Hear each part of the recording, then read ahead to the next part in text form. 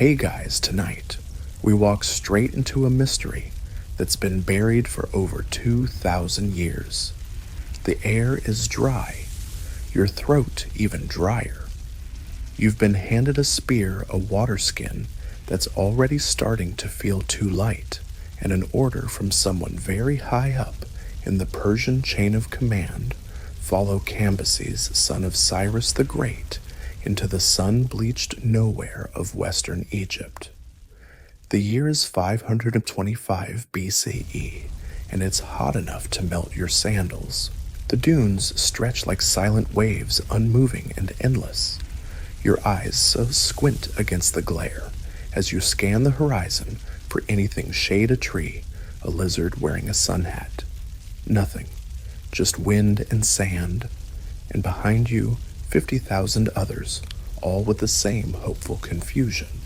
Why are you here again? Well, your king has a grudge. He's conquered Egypt, recently sweeping in like a storm and claiming the land of pharaohs.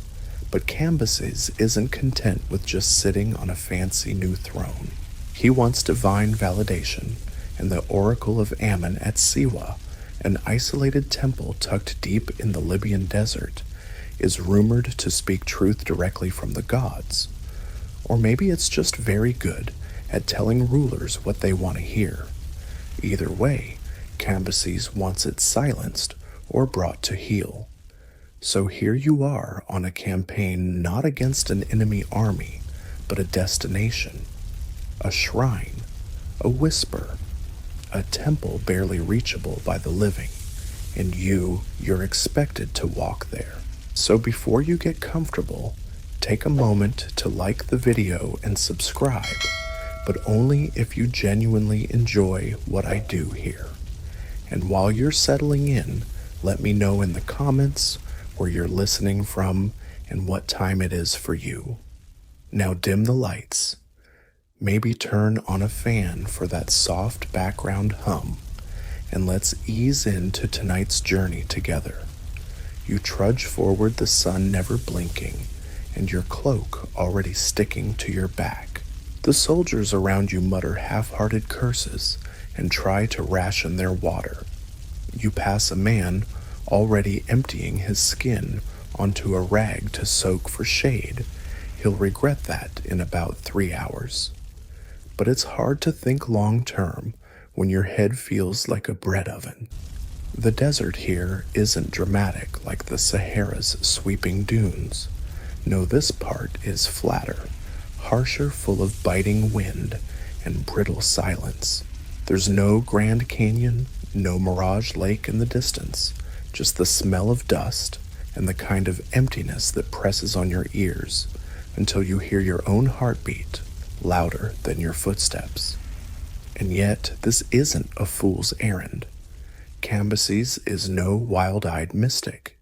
He's the heir of a brilliant empire builder, and Persia's armies are well-oiled machines. You've got logistics, supplies, scouts, camel trains, and map scribes, and yes, probably a priest or two muttering blessings over your increasingly sandy bread. Still, the desert doesn't care about your impressive resume. Each mile you march, it seems to grow wider. Each breath you take is drier than the last, and yet no one turns back, partly because this is the army. You don't turn around unless someone stabs you and tells you to. But also, there's something noble in it, isn't there, to walk into a mystery, to pursue something that might never answer you back. You think about the Oracle. They say it spoke to Alexander the Great too long after Cambyses. Maybe the desert just likes to watch men go mad trying to reach the same whispering walls. Around the campfires, you hear jokes about what the Oracle might say. You came all this way, one soldier snorts. Here's your prophecy, turn back dummy. There's laughter, but not much. Even sarcasm dries out here. By the 5th day, your rations are thinning. One of the commanders, his name's already forgotten, in most history books, decides to lighten the load by tossing some wine barrels. Bad call. The wine was supposed to be morale fuel, and now tempers fray like worn sandals. That night, someone steals dates from another unit's stash and gets chased half a mile before vomiting in the sand. The scent of half-digested fruit lingers longer than you'd think. Still, the army pushes forward, 50,000 strong. That's a big number even today. It would fill a stadium. But here, stretched thin across the desert, it feels like a line of ants under a magnifying glass. The sky turns orange, then purple, then black. Stars so sharp they might cut you. No city light here, just the raw sky. Beautiful, but also unsettling. You lie back, head wrapped in a cloak, staring at Orion's belt, and wondering if even the stars are laughing at you. Historians still argue whether this army was all soldiers or a mix of workers, servants, and engineers. Some say Cambyses intended to build a shrine of his own near Siwa, a kind of architectural power move. Others insist it was a military operation, plain and simple. Either way, no one expected what came next. You don't know it yet, but this section of desert has a reputation. Not for monsters, not for bandits. No, it's the silence, the sheer stillness of it. Older caravan guides warn that the wind plays tricks here, that it will steal your voice, and if you're not careful, your way. You sleep that night with sand in your mouth, dreaming of rivers you haven't seen in years. By the seventh day, cracks appear. Not in the earth, those have been there forever, but in the men. Blisters turn into infections. A man collapses and is left behind half buried in the sand, like luggage no one wants to claim. Another starts muttering to himself about golden sheep in the clouds.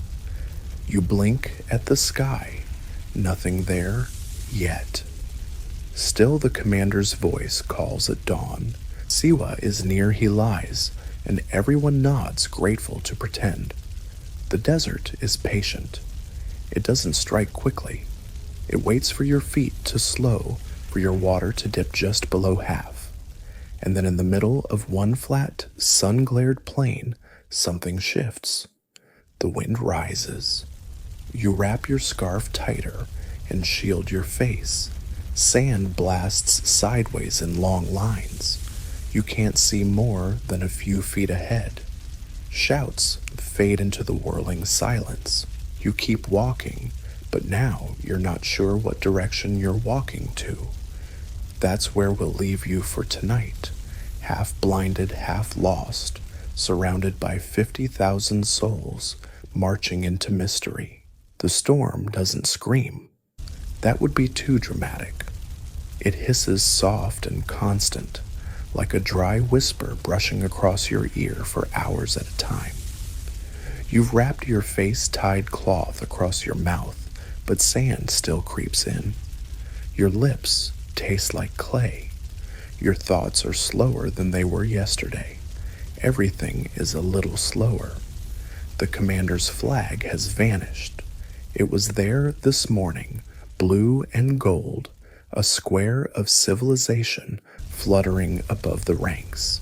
But now, nothing but the same smeared beige in every direction, left right behind, in front. You honestly can't tell anymore.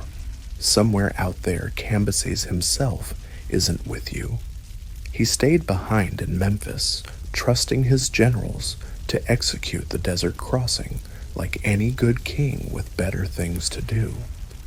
You wonder what his sandals look like. Probably not full of blisters, probably not melting into his feet. But this isn't about Cambyses anymore. This is about you and the man to your left, whose name you forgot, and the woman to your right holding a water jar like it's a baby. Everyone's sunburned. Everyone's squinting. and no one's talking much anymore. At night, you huddle beneath a broken canopy of canvas, lashed down by someone whose face is wrapped beyond recognition. A soldier, maybe, or a servant. At this point, there's no rank, just eyes and breathing. The sand doesn't stop. It's not one dramatic storm. It's a week-long erosion of direction, of voice, of group identity. The kind of slow fade no one notices until they realize the man in front of them is no longer there, then the one behind. And then, you wonder if you're even moving in a line anymore. Back in Egypt, Cambyses is reportedly having dreams. He wakes in the middle of the night, shouting about goats and thunder. His advisors, those not already sick of his desert vendetta, offer various interpretations. One claims it's a sign of rebellion to come. Another whispers it's the god Ammon himself laughing. Historians still argue whether Cambyses actually believed in the oracle's power or just wanted to crush any competing authority. After all, conquering Egypt was a strategic move gain prestige more coastline. But this desert mission that feels personal, like a grudge, like Cambyses couldn't stand that the gods might speak to someone other than him. And so, 50,000 of you are paying the price for divine insecurity. As the 8th day rises, the sun is no longer a presence, it's a punishment. The air doesn't move.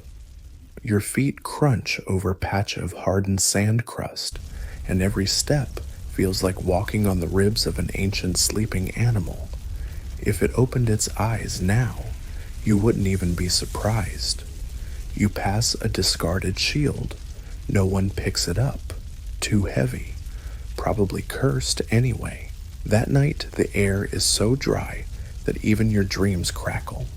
You dream of rivers again, but this time, they are rivers of sand flowing backward, swallowing you headfirst in slow spirals. One of your companions snaps. He strips off his armor, throws it into the wind, and walks off mumbling something about finding the sea.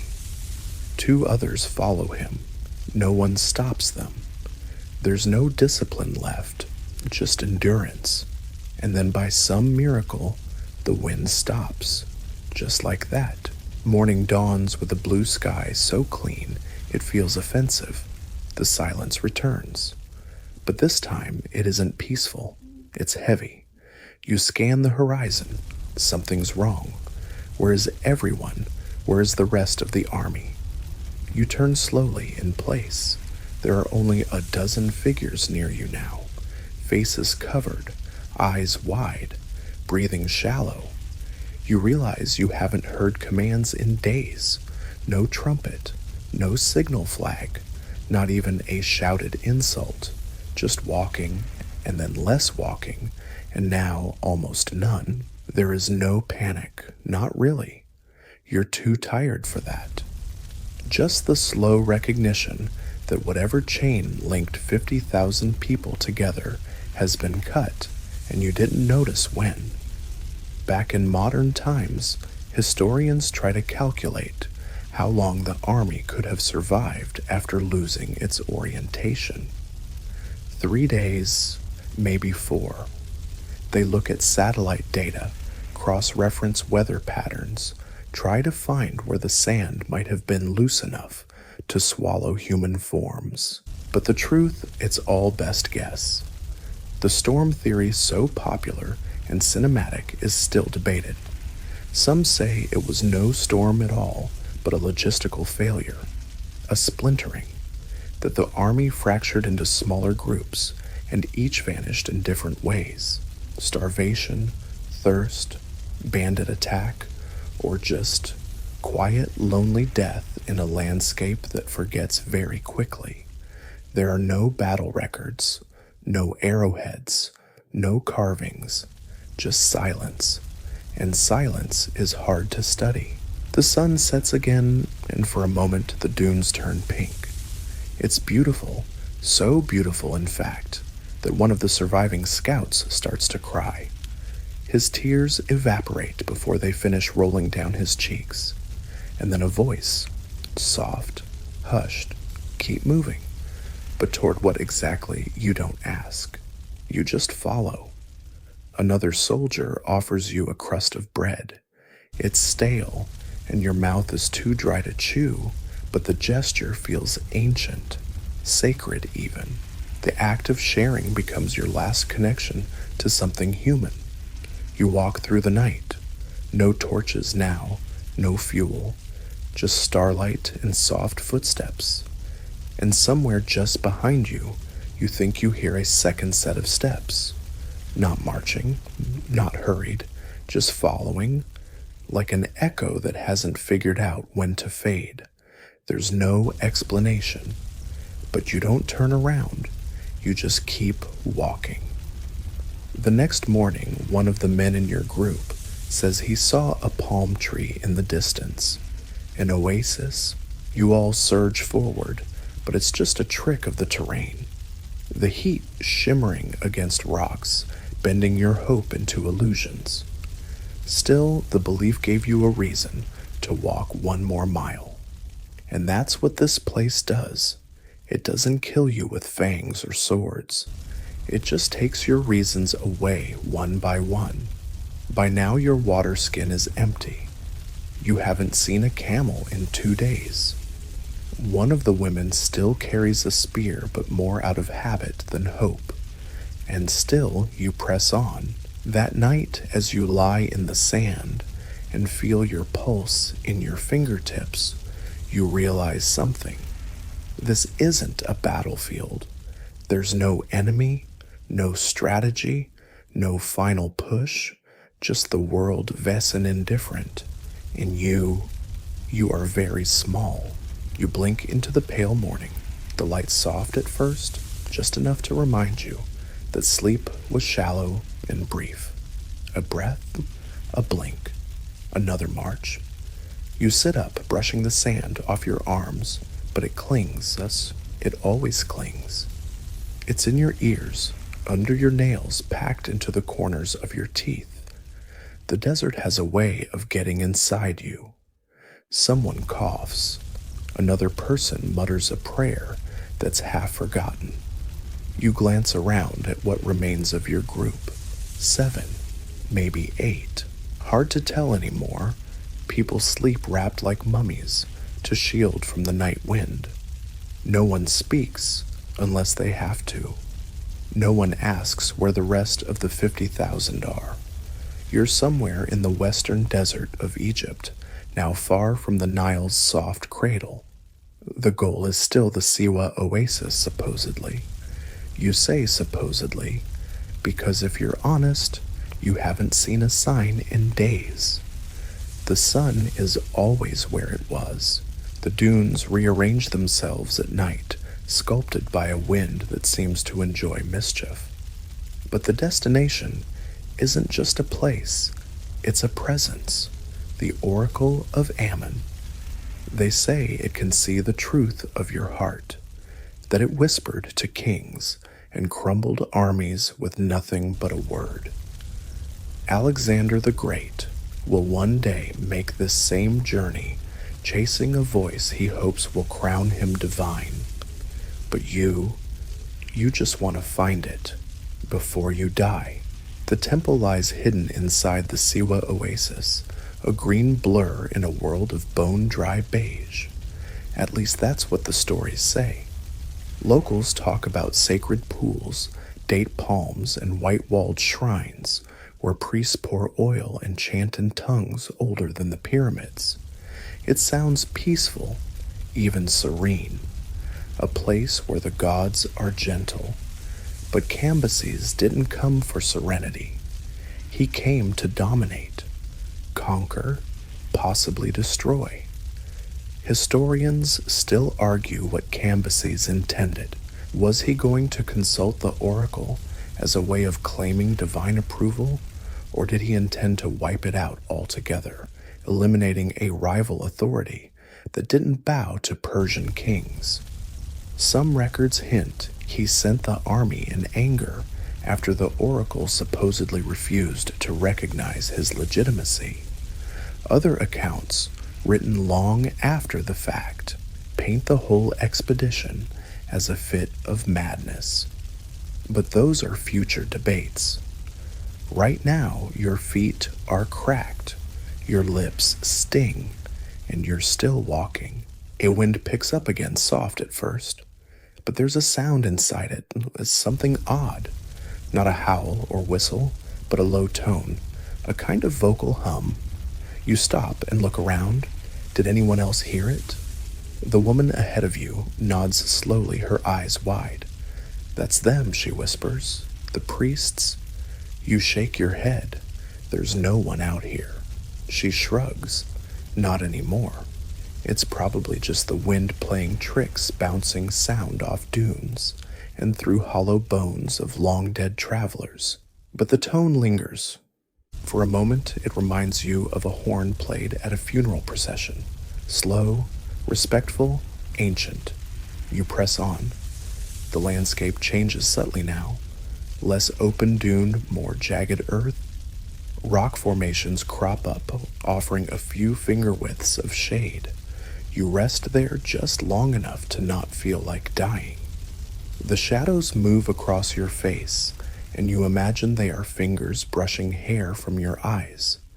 Then someone ahead stumbles and falls. The group rushes to them if four slow-moving people leaning with sticks can be called rushing. It's a man. His lips are swollen. He's whispering something again and again. We're already there. We're already there. You tilt your head. What do you mean? He doesn't answer, just laughs softly. A dry, papery laugh like crushed leaves. He doesn't get up again. No one suggests burying him. There's no strength for ceremony. Instead, you leave a stone on his chest, one last weight to keep the wind from stealing him too fast. From this point forward, the landscape gets stranger. Not in any obvious way, just off. You pass rock formations shaped like towers or teeth. One looks almost exactly like a seated man wearing a crown. A trick of erosion, maybe. Or maybe some old forgotten cult carved it into the hillside waiting for worshippers who never came.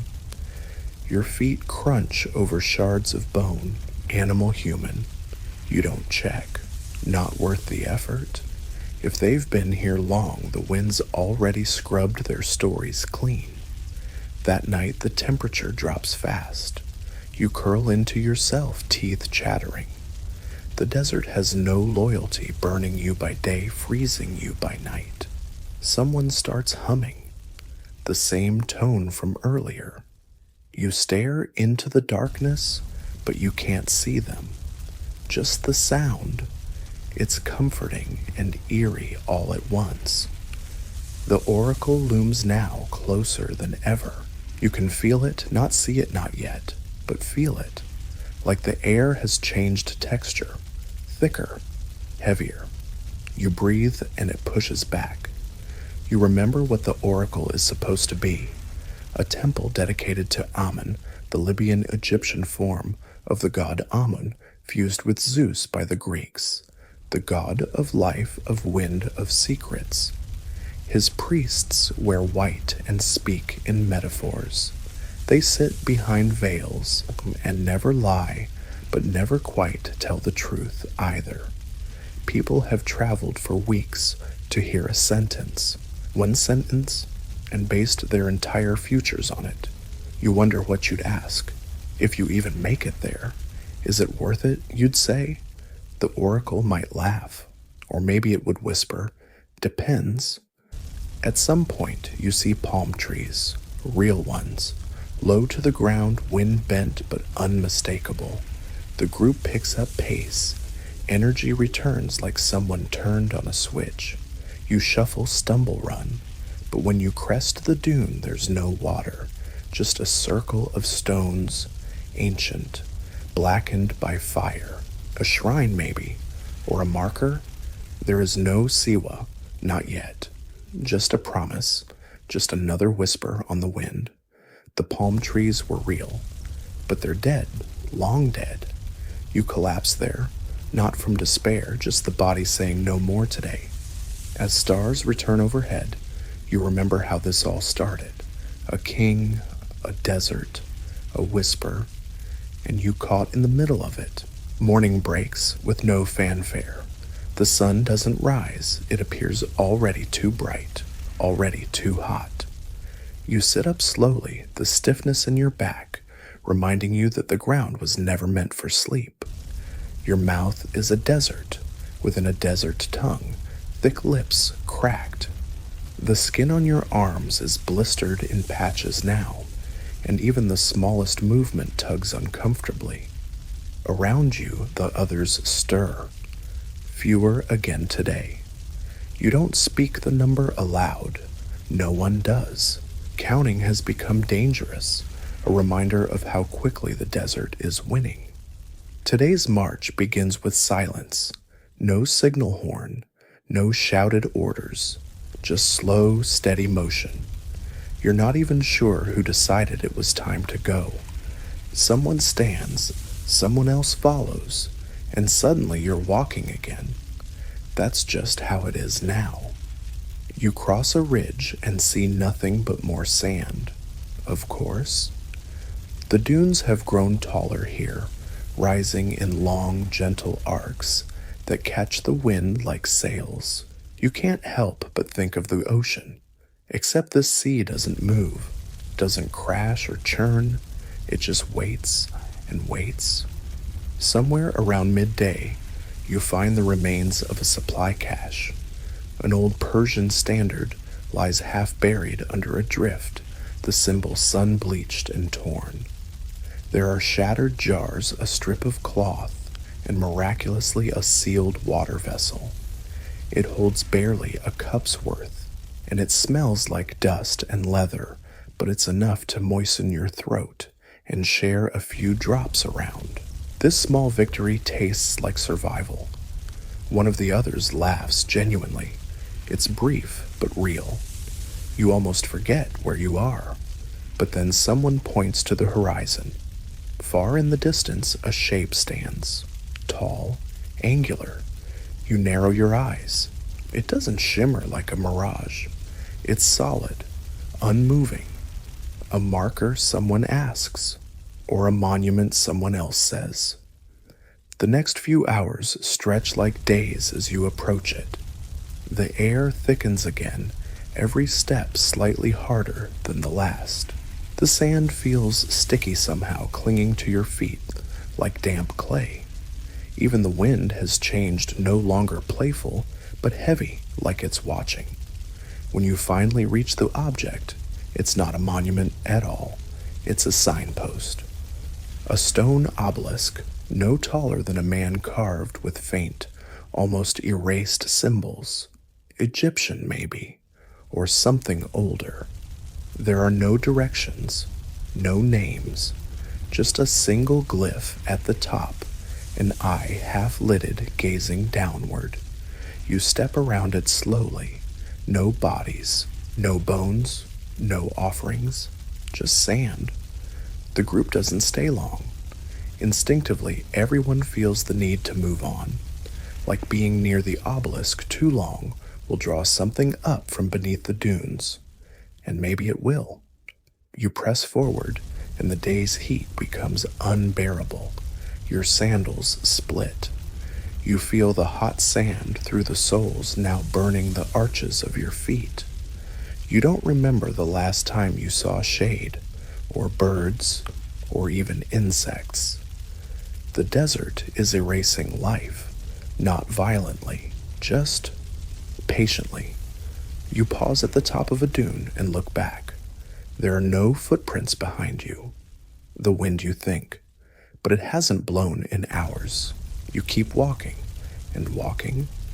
At dusk, the ground changes, no longer soft and shifting, but cracked, like dried clay forming long, jagged lines that stretch toward the horizon. This, some say, is where the army began to fall apart. not physically morale. You sense it now.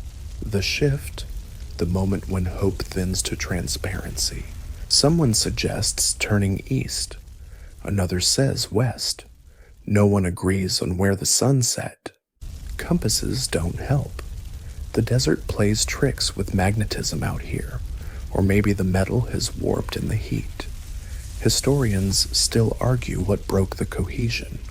Was it a fight, mutiny, some split of command? Herodotus tells us that the army simply disappeared, vanished.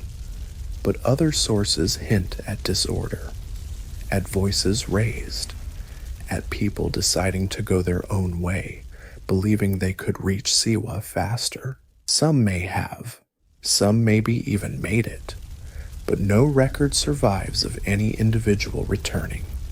You remember your training march and formation, rely on leadership, trust in supply chains. But all of that broke 3 days ago, and you're still here, because what else is there to do? At night, someone sings. It's not cheerful. A slow, sad song in Old Persian, a lullaby maybe. You don't recognize the words, but the tune pulls at something inside your chest, something older than logic. The singer dies before dawn. He doesn't wake up. You place another stone. That's how grief works out here, not with wails or ceremonies, just quiet. Just a stone. You press forward again. By now, your hands are shaking. Your breath whistles. You try not to blink too much, it wastes moisture. Your dreams have grown strange. You see forests underwater, silver animals walking across the moon. You no longer trust what you see when your eyes are open either. Just this morning, you were certain you saw a caravan, dozens of people, bright robes, camels stacked with goods, gone before you reached the next ridge. Later, someone claims they saw torches in the sand. Another swears he saw a woman floating above the dunes, her face veiled, her feet never touching ground. You don't ask if they were real. You just nod. The desert speaks its own language, and you're beginning to understand it. That night, you dream of the oracle, not its words, just the sound of it. A voice like warm water pouring over stone. You ask it, "Where are we?" And it replies, "Still walking." When you wake, you don't know if it was comfort or curse, but you rise anyway, because that's what you do. You wake to find a fine layer of sand covering your chest. It's dusted across your arms, settled in your ears, and gathered like a second skin over your pack. The wind must have come quietly in the night, tiptoeing across your sleeping form, smoothing away your footprints, like an editor with a dislike for clutter. No one says good morning anymore. It's just eye contact, a nod, and the shuffle of bodies rising. The air smells dry and old, older than you, older than your entire civilization. You feel like an intruder. You start walking. A few hours in, something changes. The wind begins to pick up, not in bursts, but steadily. First it flirts with the tips of the dunes, teasing grains into motion. Then it sharpens. You tie a cloth over your mouth and lower your head. Soon you can't see more than a few feet ahead. The sandstorm isn't dramatic like the ones they show in movies. There are no towering walls of sand crashing toward you. It's worse, it's slow, creeping, blinding, like walking through smoke that scratches. You stop and call out to the person in front of you. No answer. You turn to check behind. No one, just dust. This is the moment the old historians love to write about. The Great Vanishing. The moment 50,000 voices went quiet. Herodotus claimed that a sandstorm swept across the desert sudden and merciless swallowing the army whole. No survivors, no trace. It's poetic, tragic, convenient, but historians still argue whether it happened like that. Some believe Herodotus was quoting local hearsay, a story passed from guide to guide until it became gospel. Others insist there's no meteorological evidence of such a massive storm. Not then, not there. Instead, they suggest a slower end, a dissolution, a thinning of the line, like melting ice too spread out to reform. Not a single event, but thousands of small ones, a lost scout here, a collapsed water carrier there, a commander misreading the stars, a group splintering off for better luck alone. But the storm story sticks. You live it now. The wind pushes you sideways. Your scarf slips. Sand pelts your cheek like pinpricks. You fall to your knees and cover your head waiting for it to pass. It doesn't. After what feels like an hour, you crawl forward calling out. A name, any name, but it's lost in the howl. And then something strange happens. The wind drops instantly. You rise. It's quiet. The sand is still drifting in the air, but the gusts are gone. The sky above is oddly pale. You take a few steps forward, and suddenly there are people. All around, statuesque, still, dozens of them. You freeze, then your eyes adjust. It's not people, it's stone, eroded rough, vaguely human shapes rising from the ground like forgotten gods. You walk among them. They have no faces, no arms, just torsos and vague heads shaped by centuries of wind and time. You wonder if this is what remains of the army, not the men themselves, but the memory of them sculpted by the desert to stand watch forever. One of them tilts slightly, so you touch it. Sand crumbles away. It's not stone underneath. It's bone. You step back. You didn't see that coming. You examine the others. Most are just sand formations. But here and there, yes, bone peeks through. A jaw, a hip, a curled finger, a cemetery disguised as dunes. It's not 50,000 bodies, but it's enough to make you wonder. You sit, not out of fear, just fatigued. Your mind drifts. You imagine what the end was like for them. No final charge, no enemy, just wind, just waiting. Maybe some prayed, maybe others cursed the king. One soldier might have written his name in the sand before lying down, hoping someone would find it. But no one ever did.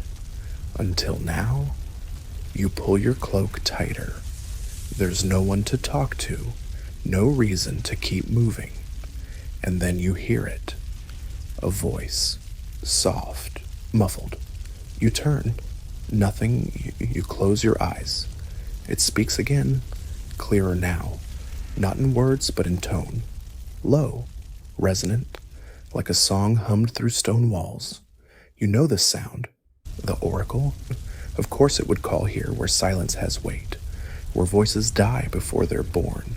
You stand.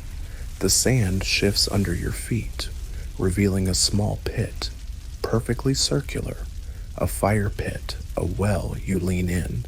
It's deep. You can't see the bottom. The wind returns gently now, brushing past your ears like breath. A whisper floats up still here. You step back. There's no fear, just awe. The desert didn't erase the army. It absorbed it, made it part of the rhythm. The dunes, the shapes, the songs in the wind, they're all echoes. You walk on. The landscape is gentler now. The sand is softer underfoot. The light takes on a golden hue, almost kind. You think of Cambyses, still in Egypt, pacing some marble hall, never knowing what became of you. He probably declared the mission a success anyway, or buried the failure beneath new campaigns. Historians don't agree on how he reacted. Some say he ignored the loss. Others claim he was enraged, striking his advisors, spiraling into paranoia. One account says he stabbed a sacred bull in a fit of rage and was cursed by the gods. You wonder if that's what did it, not poor planning or hubris, but divine boredom. You sit again as the sun dips toward the horizon. A soft breeze plays across your skin. You close your eyes. This is how an army disappears, not in battle, not in fire, but in surrender to silence. When you open your eyes, the sky is deep blue, just shy of night. A soft breeze combs across the tops of the dunes, and you swear it sounds like breathing. Slow, rhythmic, familiar. You are alone. The shapes in the sand, the ones that may or may not have been men, are gone. Or maybe they never were. You've lost track of what's real out here. Your shadow is the only thing that keeps you company, and even it stretches in the wrong direction sometimes. You keep walking. Your feet drag. Each step feels less like movement and more like permission granted by the desert itself to pass through just a little further, just a little deeper. Then you see it.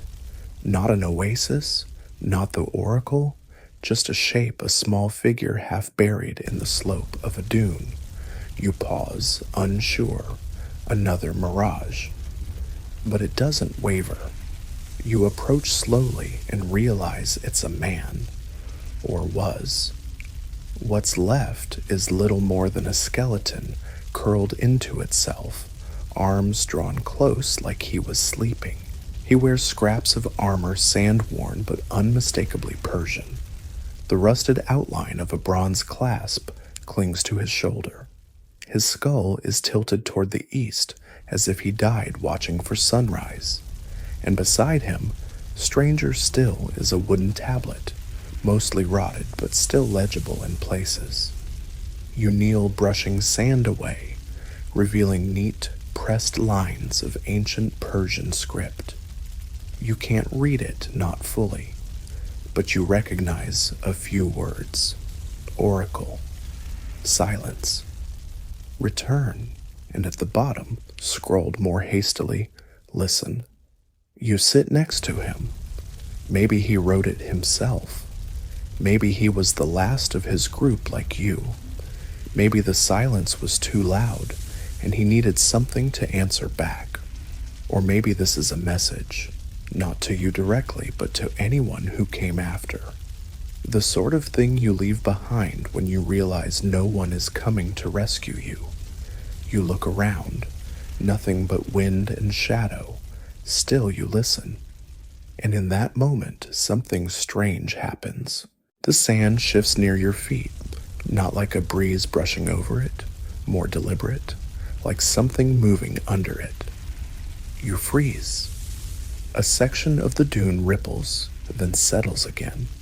No sound, just that slow, quiet ripple, as if the desert is breathing through its skin. You step back. There's nothing there now, just your footprints already softening at the edges. You've heard stories, probably nonsense, about travelers going mad and imagining the desert was alive, that it devoured not with teeth, but with memory, that it erased you from the world, not by killing you, but by making it so you were never spoken of again. Except for one strange fact. In the 1990s, an amateur explorer claimed to find remains in the western desert fragments of Persian-era weapons, what might have been a burial pit, and weathered shards of pottery. Some thought he'd discovered the remains of Cambyses' lost army, but archaeologists still argue about it. Some say it was just caravan detritus from centuries later. Others suggest that if Cambyses' army ever existed at all, it must have passed through a different route entirely. And then there are those, usually working alone, from desert towns, with no cell reception who swear they've heard marching at night. Footsteps in the sand when no one else is around. You think of that as you walk. The night deepens, stars bloom overhead, thousands like powdered glass scattered across black silk. You've never seen the sky so clearly. It feels ancient, close, full of judgment and memory. You whisper to the man behind you, not the one buried, but the one you imagine is still walking just a few steps behind. Maybe he's your own ghost, sent forward in time. Maybe he's one of the army still marching. You ask him, "Are we close?" He doesn't answer, but something in your chest says yes. You descend into a shallow valley between dunes. The wind dies again, so complete, so total, that your own heartbeat sounds like a drum, and then you hear it, marching, very faint, far away, boots crunching sand in perfect unison. You freeze ears straining. It stops. You whisper, "Hello, nothing." The air is perfectly still, but the sand is marked lines of shallow, even prints, leading forward, not yours. Uniform, in formation, you follow. The prints carry you down a winding slope into a basin. You walk for nearly an hour tracing the trail. There's no scent, no sign of life, just the tracks. And they never break stride. Then they end, dead stop, like a parade that vanished mid-step. You stand there, breath fogging faintly in the chill. Above the stars begin to blur. It's sleep trying to claim you. But you can't stop thinking maybe the army isn't lost. Maybe it's just walking differently now, through memory, through stories, through dreams. Maybe it never stopped, and maybe neither will you. The footprints are gone by morning. You wake curled against the side of a dune, and the basin below is smooth once more, like someone came and wiped it clean during the night.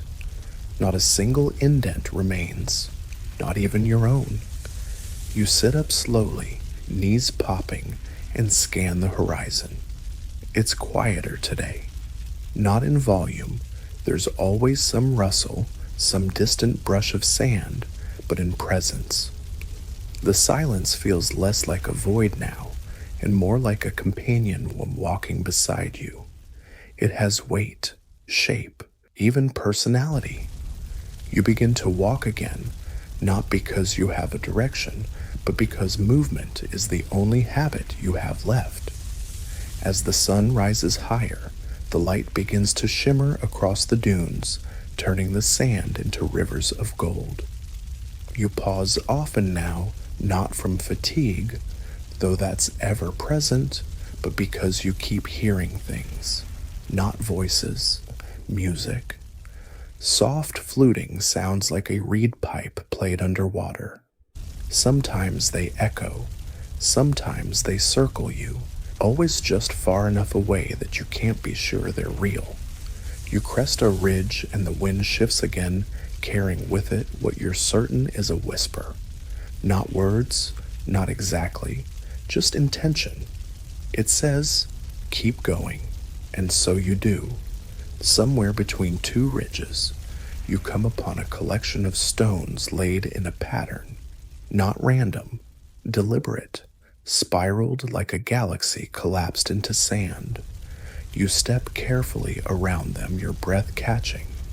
In the center sits a small object, a bronze disc, weather-worn and half-buried. You brush the sand away. Etched into its surface is a symbol you don't recognize, two arrows crossing over a single, staring eye. You pocket it, not because you need it, but because you feel like you've been given it. That's how the desert works now. It offers things, quietly, without warning. And you either accept or ignore. You choose to accept. Later that afternoon, the sky darkens, not with clouds, but with wind-blown sand. The horizon grows jagged like teeth, and the sound comes again, not a storm, not a voice, but the sighing. They call it the singing sands. Some geologists say it's a result of sand grains of a particular size moving over one another in the heat. Others suggest it's the wind working through caves and fissures underground like breath over a flute. But legends say it's the dead, the voices of those who never made it home, humming to each other in tones only the lost can hear. You sit in the lee of a rock outcrop and close your eyes. The sound builds not loud, just near. You feel it in your chest before you register it with your ears. A deep hum, layered, ancient, familiar. It pulses like a heartbeat. And in your mind you see them again, figures moving across the dunes. Not ghosts, not hallucinations, just men, marching. They don't look back, they don't speak, but they're there. 50,000 of them gliding over the sand, their steps leaving no trace, their eyes fixed ahead. One turns slightly, not his head, just a shoulder barely angling in your direction. You nod, and the image fades. When you open your eyes, the sky has gone silver. Late afternoon now. You stand, limbs aching but steadier somehow. Lighter. You didn't drink. You didn't eat. But you feel full. The desert is not always cruel. Sometimes it gives. You crest another dune and see something odd circles, faint overlapping as if dozens of tents once stood here, the remnants of a camp or just wind patterns. You step into the center and feel warmth under your feet. The sand here is different, softer, like silk. You kneel and press your hand to the ground. It hums, not in vibration, but in memory. Your palm tingles, your breath slows, and then you hear it again. The music, this time closer. You follow it.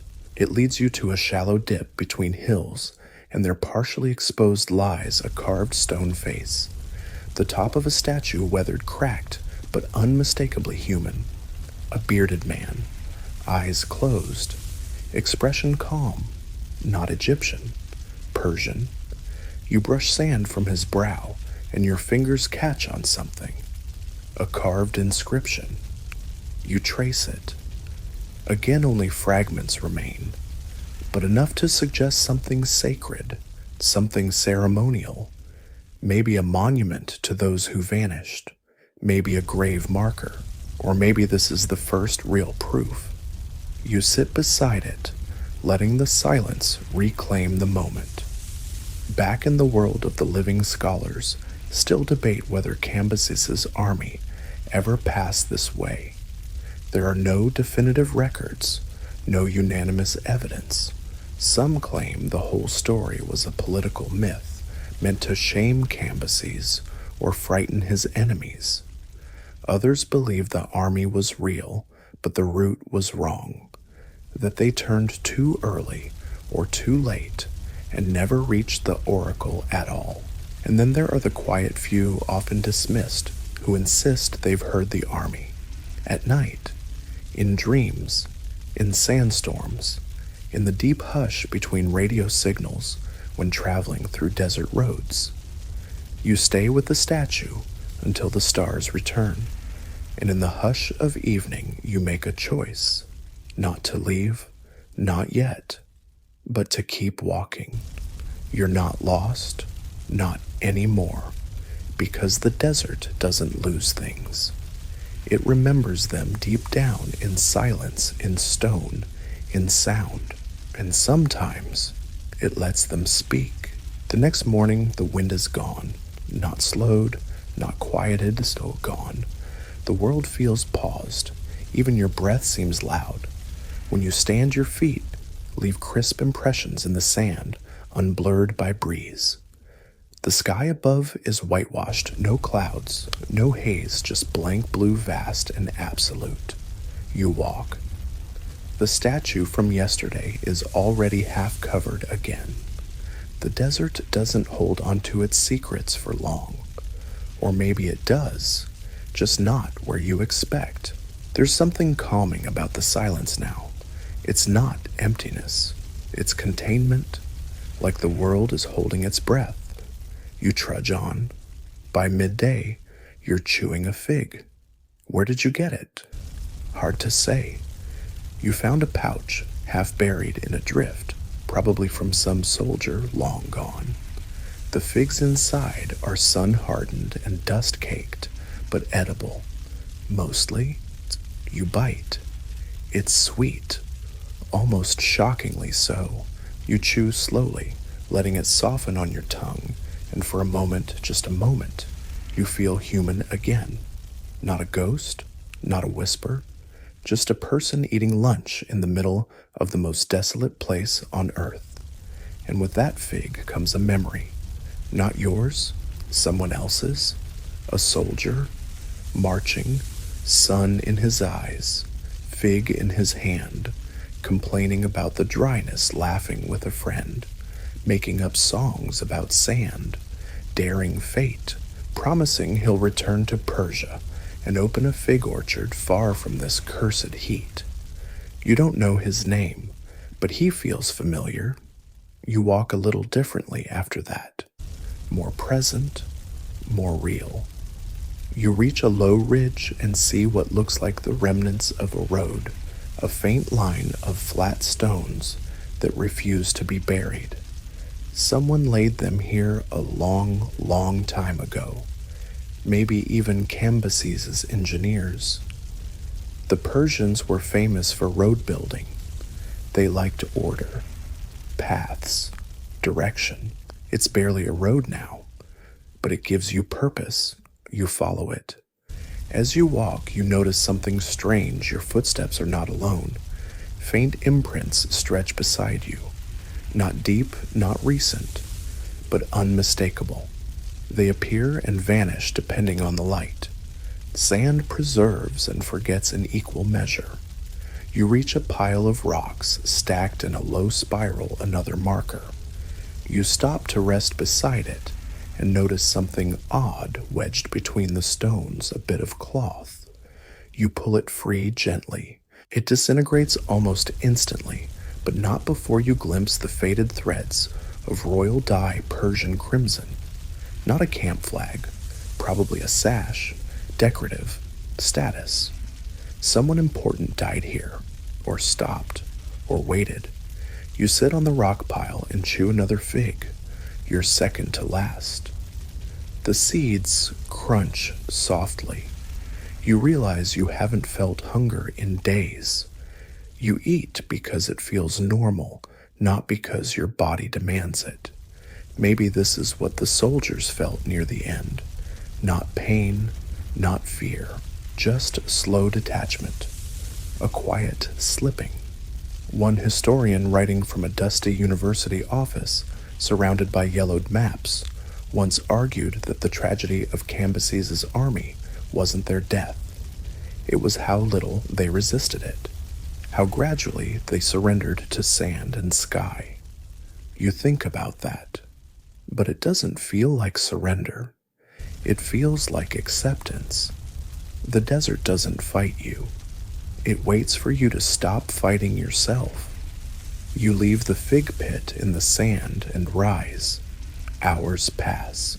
The road fades. And then against all logic, you see a wall. Just a corner of it.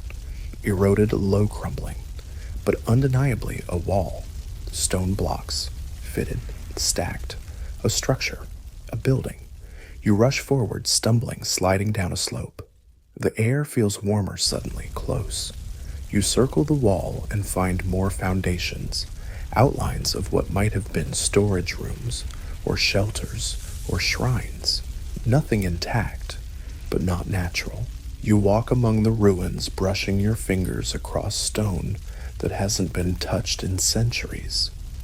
This wasn't the oracle, but it might have been a waypoint, a supply station, a last checkpoint before the deep sands, Or maybe a small temple one that never made it onto any map. You find no writing, no bones, just stones. But one corner is carved not in words, but with a symbol, an eye, half-lidded, watching, the same as on the bronze disc in your pocket. You press your hand to it. The stone is warm. The silence deepens. And then barely audible you hear it again. That voice, not words, just sound, like a throat clearing in the wind. You say without meaning to, "I'm still here." And the sound stops. The moment stretches. Nothing moves.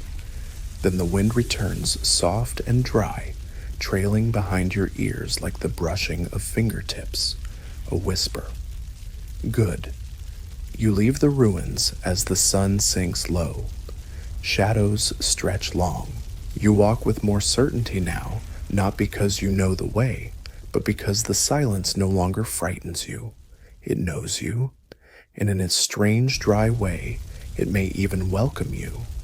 You camp that night near the wall. No fire, just stars and silence. But this time, the silence doesn't press on your chest. It lays beside you, like a friend. You wake slowly, the world emerging in layers. First the sound of your breath, then the rasp of wind brushing over stone, then the faintest creak your body uncoiling from where you slept beside the low temple wall, one leg curled protectively around your water skin. The wall hasn't moved, though it looks softer in the new light. Worn, almost ashamed to still be standing. You run your fingers across the carved symbol again, the half-lidded eye. Still watching, still silent. You offer it a quiet nod and begin your morning rituals. Rub your eyes, chew the last figs. The seeds are bitter today. You don't mind? There's no sunrise out here, not really.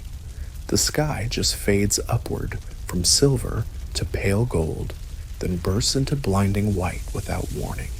The desert doesn't ease into the day, it announces itself. Like a drumbeat, you walk. The path ahead feels clearer somehow. Not physically, there are no markers, no signs, but something inside you seems aligned, now pointed forward. Like your steps are no longer guessing. You remember how the ancients navigated stars at night, sun and shadow by day, the shape of dunes, the taste of air. Pacific navigators would read waves like a language. Bedouins claimed they could smell oases. You breathe in, nothing.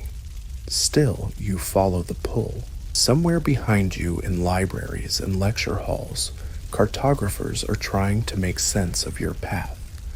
Not yours specifically, but the route the army may have taken. Cambyses' ghost trail. Theories stacked on theories. Did they travel due west from Thebes or northwest from the Dakhla oasis? Historians still argue. The evidence is maddeningly thin. Old maps show paths across the desert, scribbled with Latin warnings and whimsical creatures. One medieval manuscript depicts a giant serpent swallowing an entire Persian regiment. Another, more cheerfully, marks the region as "here be echoes." But no consensus, no single answer, just sand and silence and a question mark stretching across 3 millennia. You pause to sip the last of your water. It's warm, tastes like canvas and metal, but it clears your throat enough to speak. You say, "Siwa."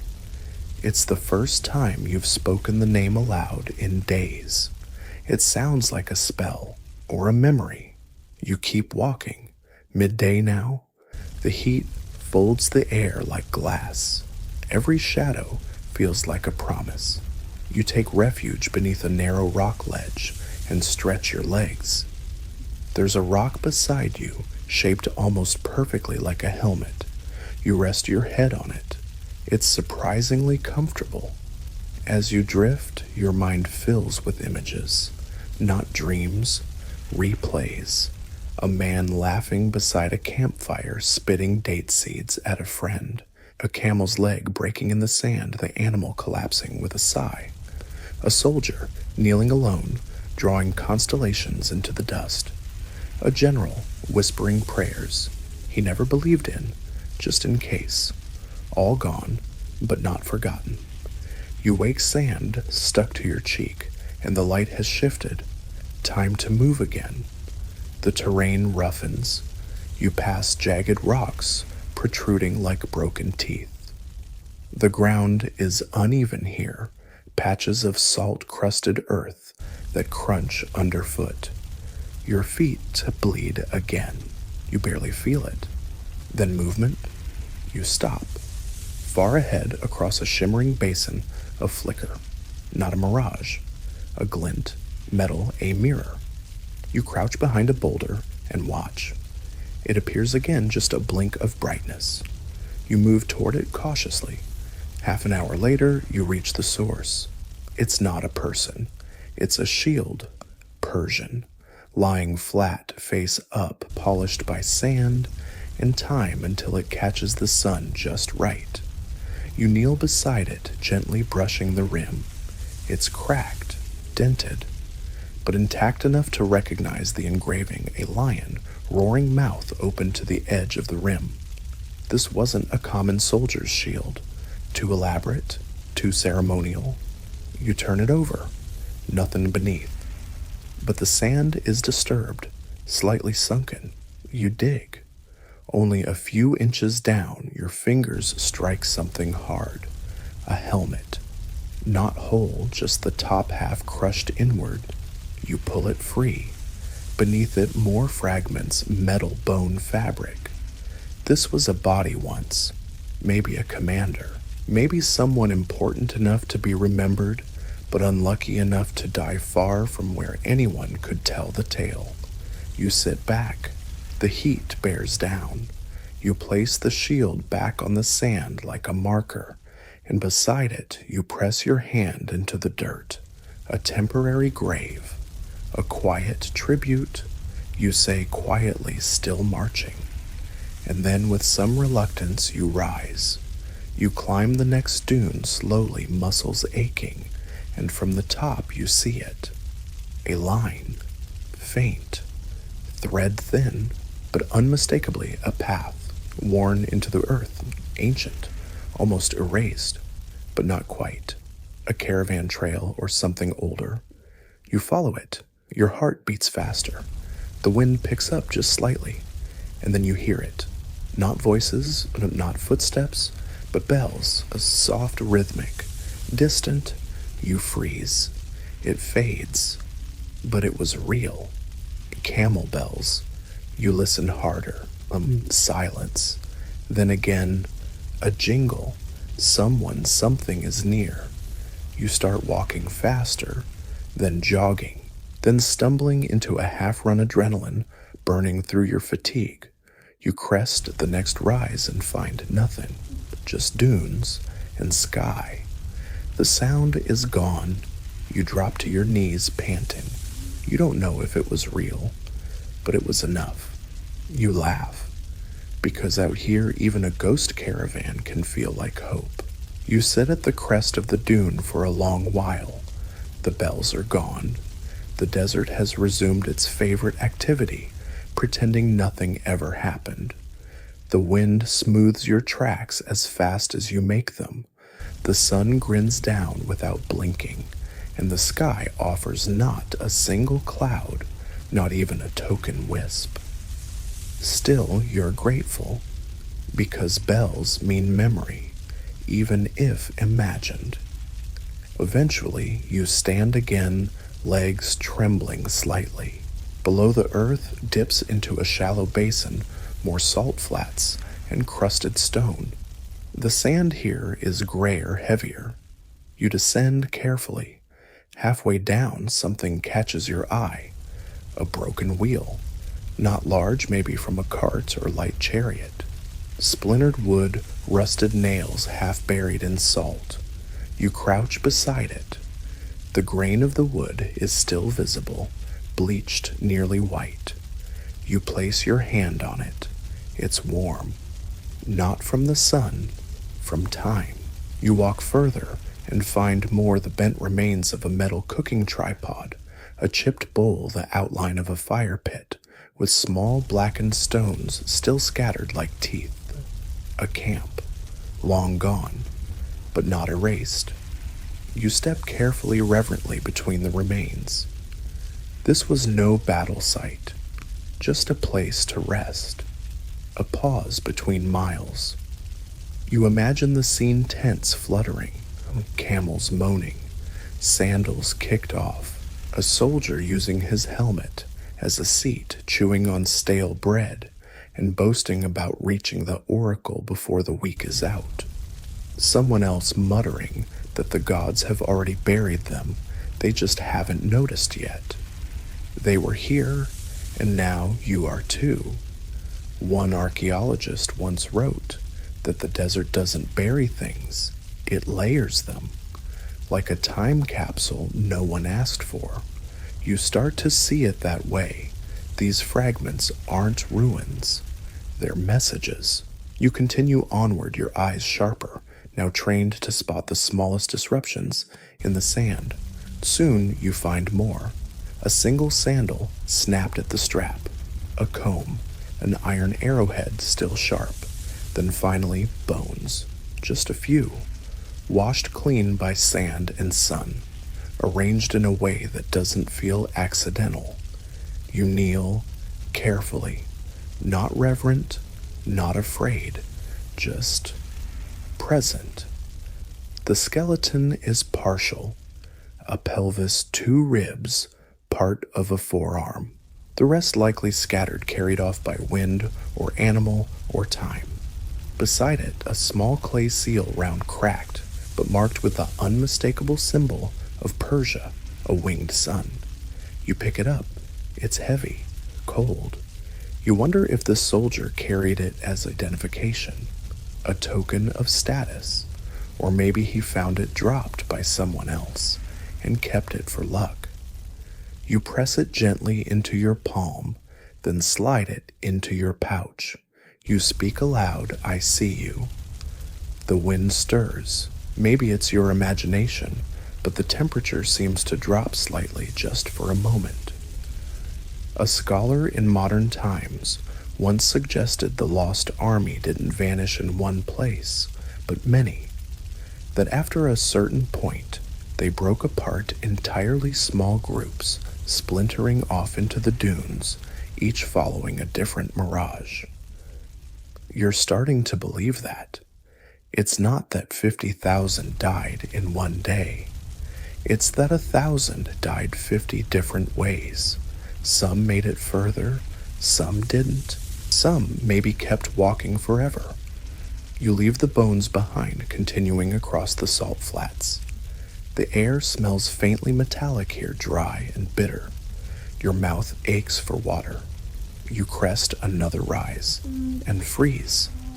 There are flags, shredded, sun-bleached, clinging to a line of ancient poles embedded in the stone. Dozens of them spaced evenly, some broken, others still upright. Red threads flutter like old blood. You move toward them faster now, nearly stumbling. This was a staging ground. You can feel it. A place of order. Marching columns, barked commands, the squeak of wheels, and the snap of leather harnesses. You turn in a slow circle, taking it in. The landscape flattens here, enclosed on 3 sides by crumbling cliffs, perfect for camp, perfect for control. And now it's just you. You walk to the center. At your feet lies a strange stone, flat, wide, polished, unnaturally smooth. You step onto it. It hums, faintly. Like everything else out here, it doesn't shout. It doesn't flash. It waits to be noticed. You kneel and press your ear to it. At first, nothing. Then deep, a vibration. A frequency.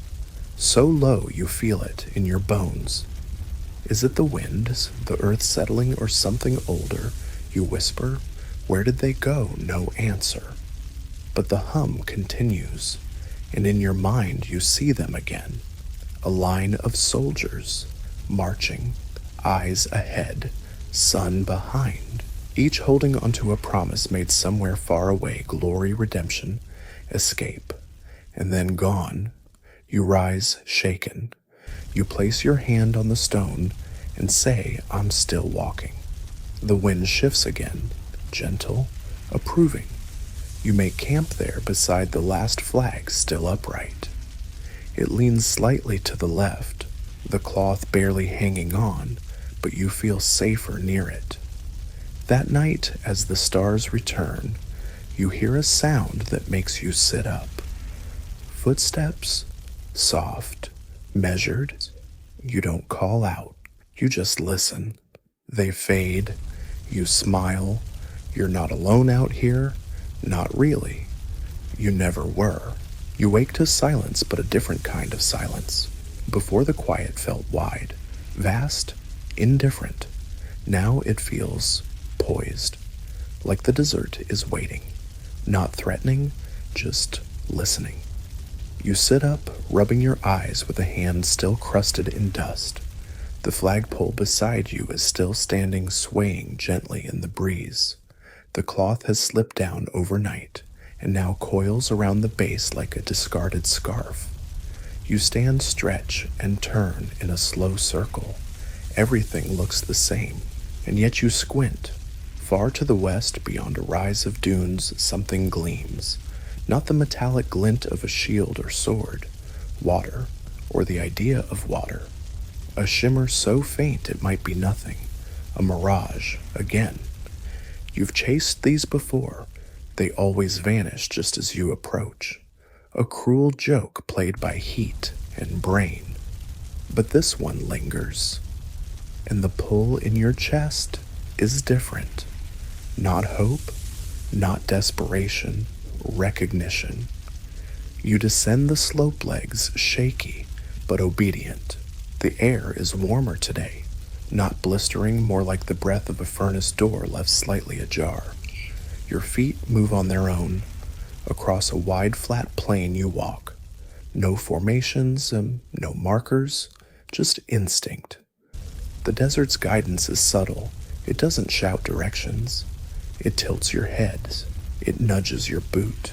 You crest the next ridge and stop. There it is, an oasis. But not the kind painted in storybooks with blue water and palm trees. This one is skeletal, a cracked basin of what once held water. The trees are there, 3 of them, bare bark, gray dead, but still upright. Around them, tufts of green fight to survive, clinging low to the ground like secrets. And in the center, a well, stone-ringed, lidded with a flat slab. You move to it, it's real. You kneel beside it and slide the slab back. Inside darkness, you tie a length of cloth to a rock and lower it slowly. No splash. But the cloth comes back damp. Your heart stutters. You lower a tin cup, rusted forgotten in your pack, and wait. A minute, 2, then a drip, then another. You haul it up. The cup is barely wet. A shallow pool clings to the bottom, but you sip it. Cool, metallic, but wet. Tears spring to your eyes. You're not even sure why. The oasis is dying, maybe dead, but not empty. You sit beside the well and exhale, and that's when you notice the carvings. On the inside rim of the well, etched with something sharp, not deep but clear enough to read if you know what you're looking for. Old Persian script, fragmented. You trace the symbols, one by one. We turned east, oasis gone, do not follow. You sit back, stunned. It's a message, left for the others, or maybe for anyone who might come centuries later. You wonder who wrote it. What was their face like?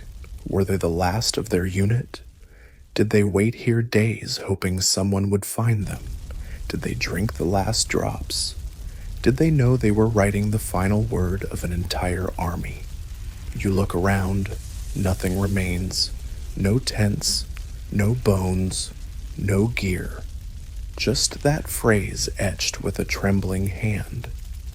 Do not follow. But you did, and you're still here. You wonder now, was the message a warning or a test? A historian once wrote that deserts produce two kinds of people, the ones who turn back and the ones who vanish forward.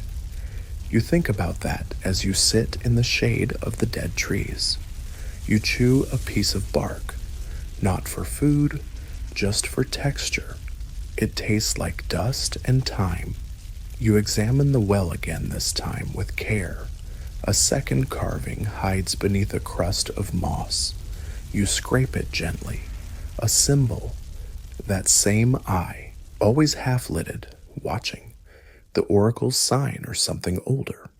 Maybe the eye isn't about foresight.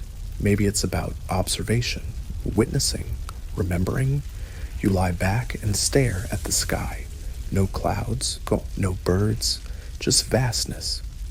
A woman once claimed she saw this oasis in a dream. She was a linguist mapping dialects near the Libyan border. She swore she woke up knowing where the lost army went. Her notes mocked at the time included drawings of trees. 3, always dead, always standing. She died before she could make the journey. But you wonder? You walk around the oasis slowly. One of the trees has a cloth tied around it, faded green. You don't remember placing it, but it flutters in the breeze like a signal. You stop at the far end of the basin, and there you see footprints. Not yours, not modern, bare, wide, worn. They lead off gently across a narrow ridge.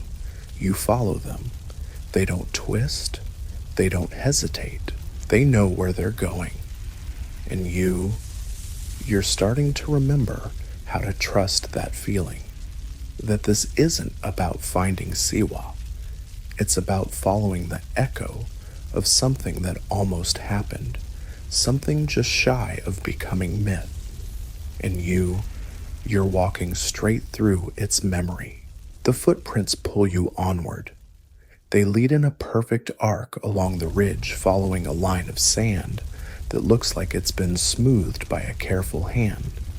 They are old, weathered, and faint, but the shape is right. Wide heel, flat sole, short toes.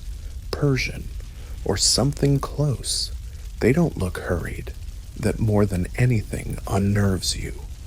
These are not the panicked tracks of men fleeing disaster.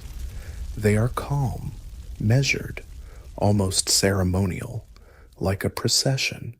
You follow.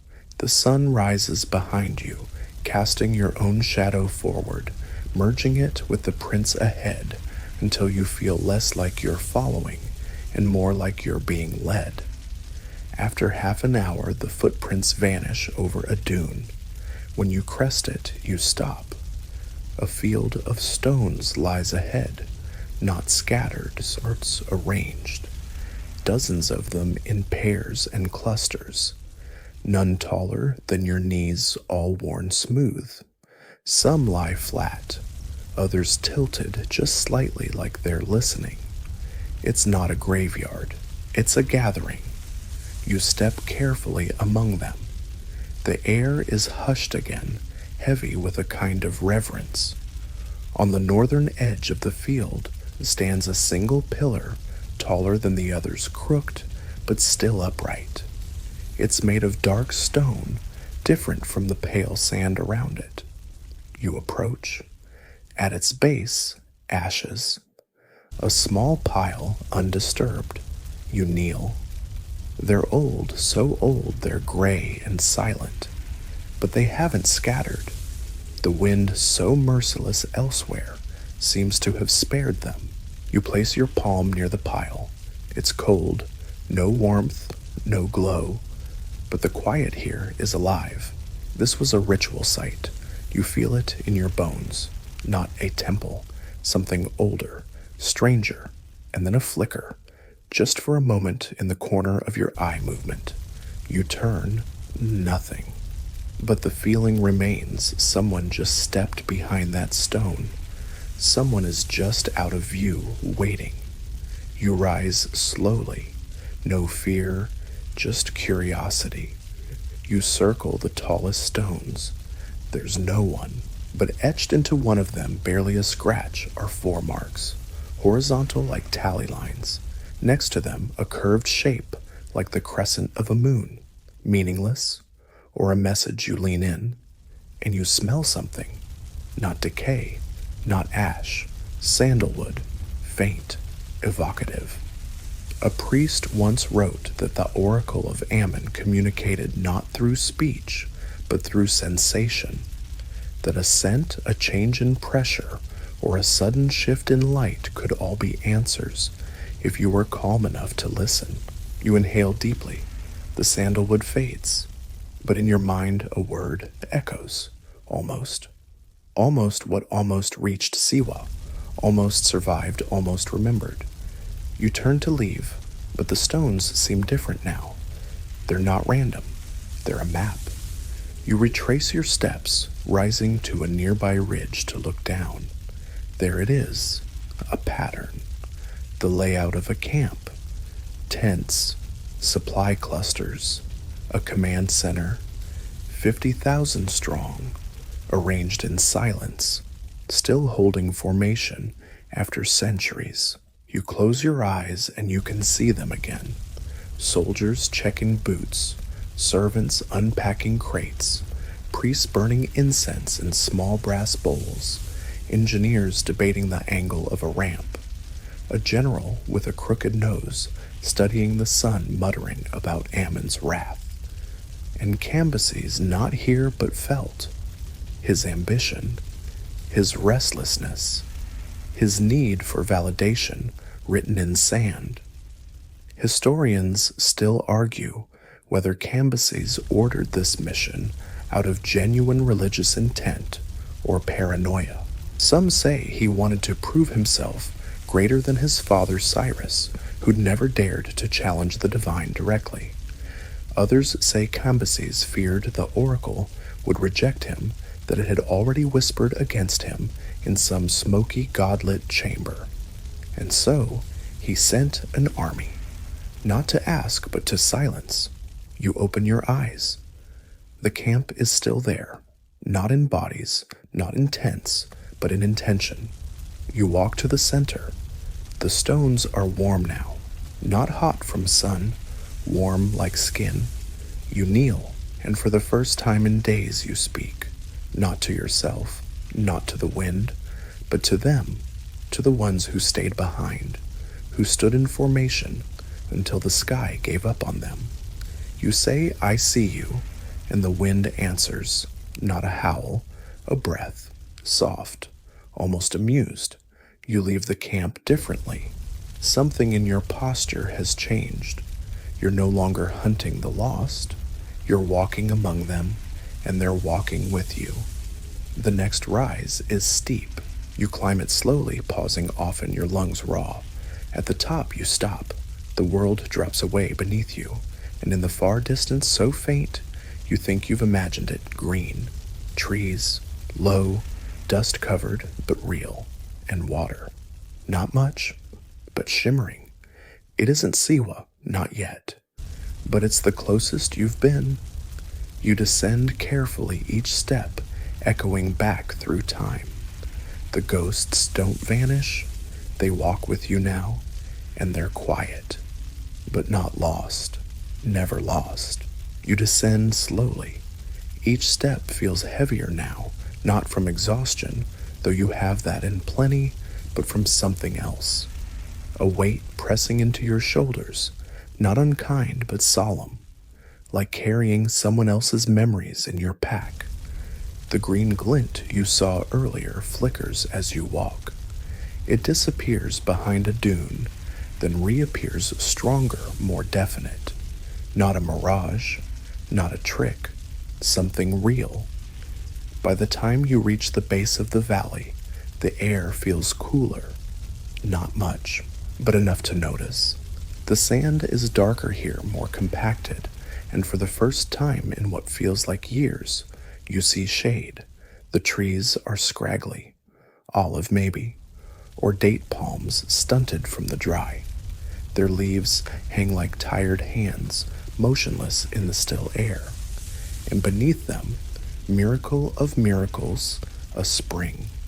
Tiny, shallow, just a finger-deep bowl of water cradled in a nest of stone. You stare at it for a long moment before approaching, unsure whether it's meant for you. Then you kneel. Your fingers hover just above the surface. It reflects your face, thin, sun-worn, hollow-eyed, a stranger. You dip your hands in, cool, real. You drink, slowly, carefully. It tastes like stone and metal and life. You don't gulp, you savor. This little pool might have been what the army was chasing. Not Siwa, not a temple, just this proof that the desert doesn't always say no. You lean back and rest in the shade of the tree, listening. And the desert now is full of sound. Not loud, not chaotic, just present.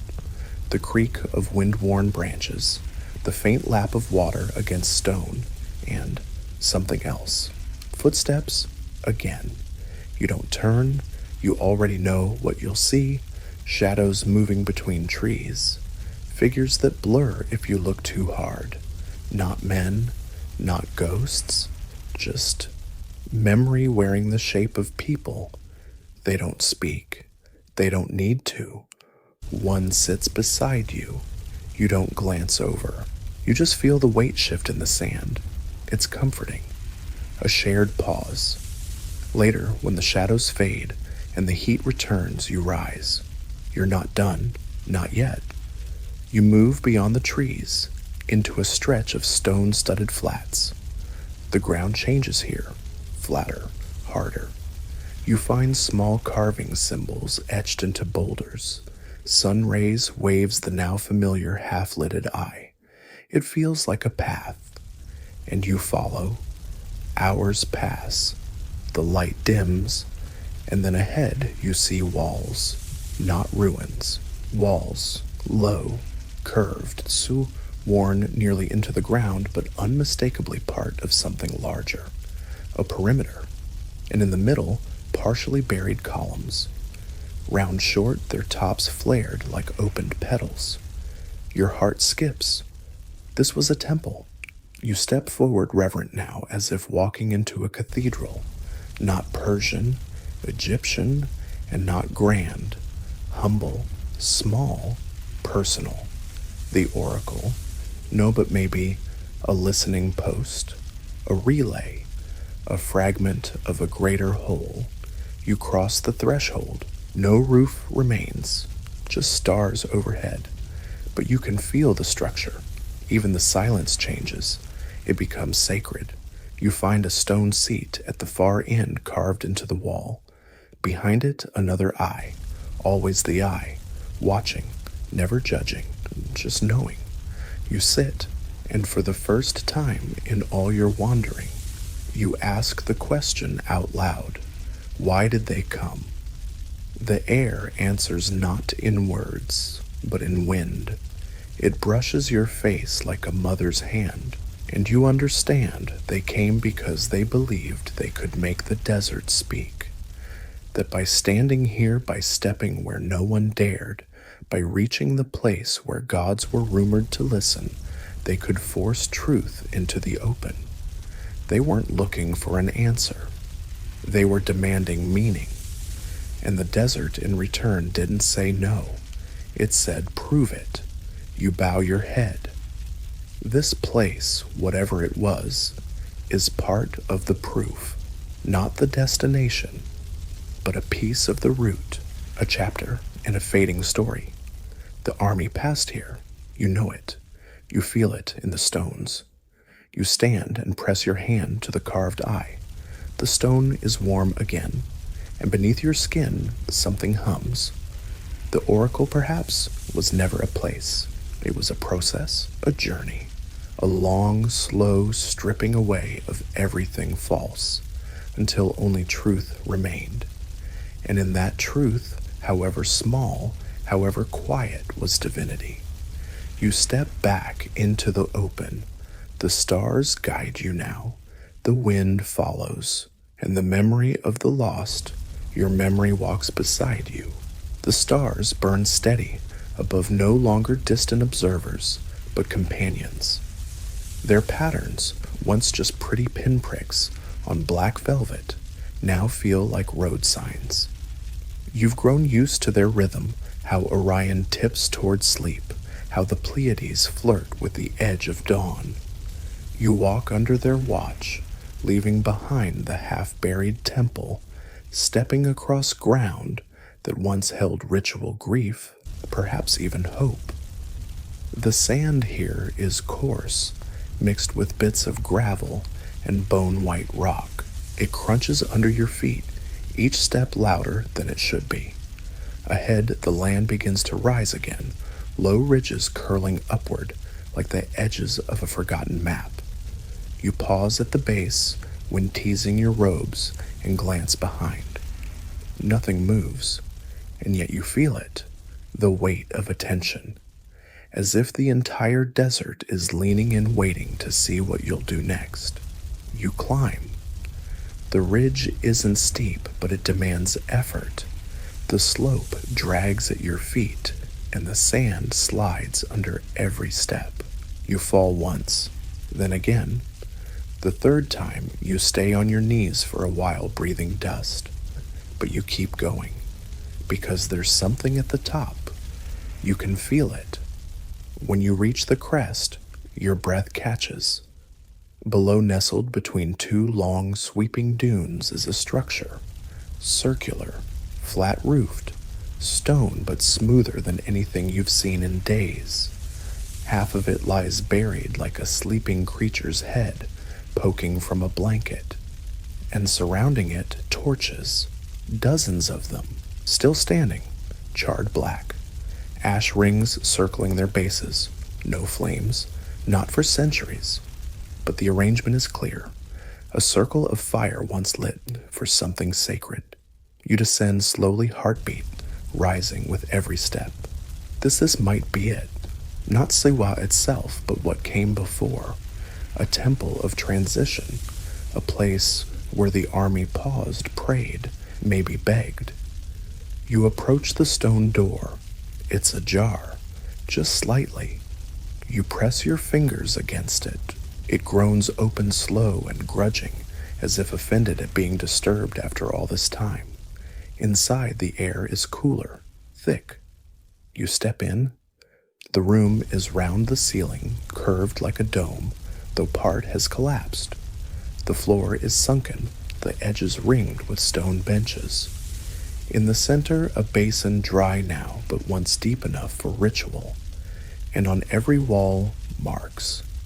Painted, etched, scratched in desperation. Symbols, eyes, figures with arms raised, circles within circles, a crown, a flame, a foot stepping into water, and again over and over in every language you recognize, and some you don't, the same word, listen. You stand in the center where the basin was. The air presses close now. You close your eyes, and you do what they asked. You listen. At first, nothing, then soft, a rustle, like cloth on stone, then a voice, low, calm. Are you ready? You don't answer with words. You simply breathe. Because yes, you are. The voice continues. Not from outside, from within. Not instruction, not prophecy. Just invitation. To be still. To witness. To remember. You stay there, unmoving as time folds. You see flickers, shadows gathering on benches.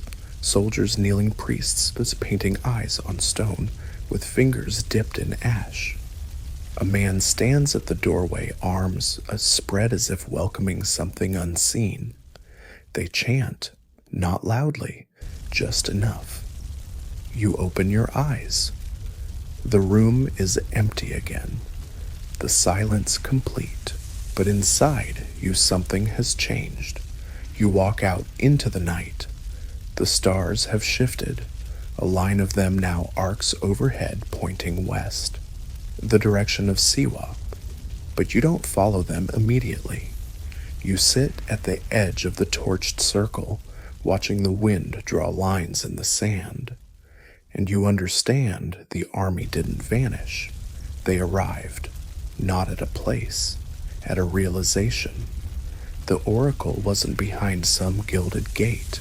It was here, in this room, in that whisper, in the silence that speaks back. You remain until the first blush of morning graze the dunes. Then you rise, not to chase answers anymore, but to carry one. The air is lighter this morning. It's not cooler, not really, but it feels like something has been lifted, like the desert is no longer pressing its whole weight down on your shoulders. You breathe easier, even though the climb ahead looks steep and the water in your pouch is gone. It doesn't matter. You've made it this far. Beyond the ring of torches and the quiet temple, the landscape tilts west. The sand here is finer again, almost powder, and as you step into it, your feet sink deeper, but the wind is calmer, the sun softer. Each step feels like exhale. You crest another rise, and there it is, the flat, glimmering shape of Siwa. It's distant miles away, still but real. Green flecks cluster together like moss in a desert stone's crack. Palm trees date groves. A shimmer of blue, a spring, a pool, you freeze. For so long you've been chasing the idea of this place, the story, the question, the myth. And now it's right there. But you don't rush. You walk slowly, not because you're tired, though you are, not because your legs ache, though they do, but because the moment deserves reverence. And as you walk, the wind sings again, soft, whispering past your ears like cloth on skin. You hear it now. You truly hear it. Voices, not shouts, not cries, just murmurs, quiet conversations, long-ended, still echoing between the dunes. Do you think he'll come back for us? We should have turned at the last well. I saw the oracle once in a dream. Hold the line. We're not lost if we keep walking. Each phrase hovers in the air a second longer than it should, then fades. You don't look around. You don't have to. They're walking with you. They always have been. By midday, you reach the outskirts. The first palm tree casts real shadow. The ground is damp. You kneel and press your hand into it. It clings to your skin like a promise. You rise and continue. No gate welcomes you. No priest waits with incense. Siwa doesn't greet visitors with fanfare. It simply is.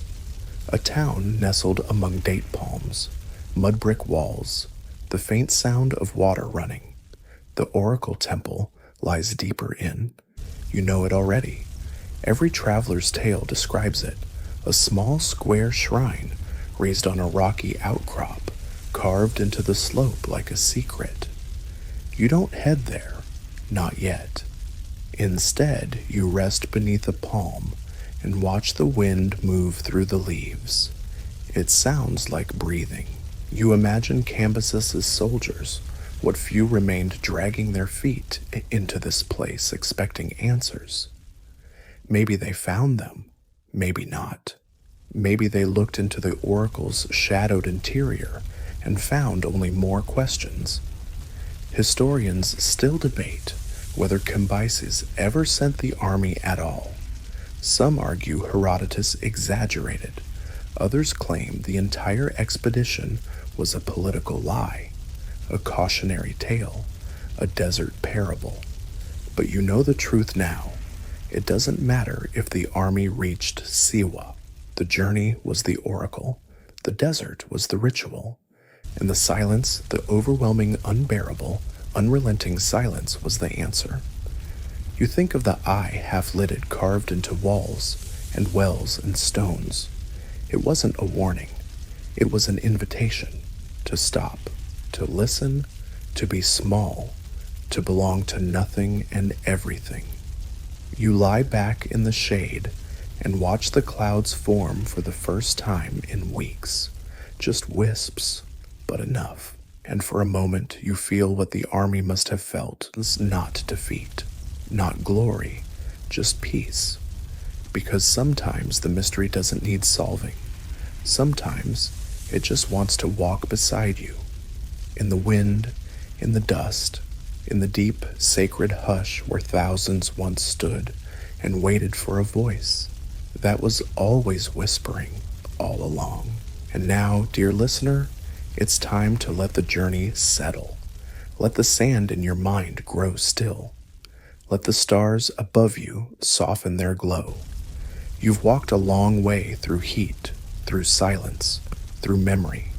You've stood with lost soldiers and listened to the echoes of ancient stone. And now you rest, not at the end of a story, but in its quiet pause. Your body is tired, yes, but your spirit feels unburdened, the kind of calm that comes not from having all the answers, but from being okay with not needing them. There are questions in the world that sleep better when left unanswered, and maybe you are one of them. Let the wind settle in your ears now. Let the desert's hush become your breath. Inhale slowly, exhale even slower. The oracle isn't asking anything of you now. It's simply here beside you, in the dark, in the quiet, in the stillness that holds everything and nothing at once. Let your thoughts drift. Let your muscles go slack. Feel the weight of sleep rise like sand and warm water, curling around your ankles, your knees, your arms, your chest. You are safe. You are part of the story now, not lost, just resting. And when you wake, the desert will still remember you. But for now, sleep softly, deeply, and let the silence hold you.